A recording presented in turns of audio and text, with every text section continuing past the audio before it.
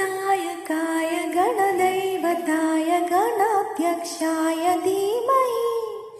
गुणशरीराय गुणमण्डिताय गुणेशानाय धीमहि गुणातीताय गुणाधीशाय गुणप्रविष्टाय धीमहि एकदन्ताय वक्रतुण्डाय गौरीतनयाय धीमहि गजेशाणाय भालचन्द्राय श्रीगणेशाय धीमहि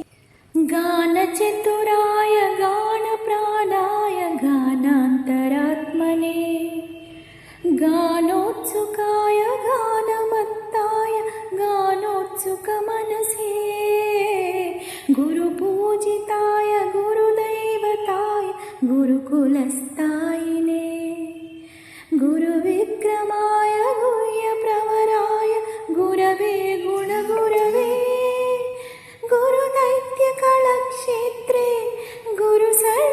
गुरुसर्वसदाराध्याय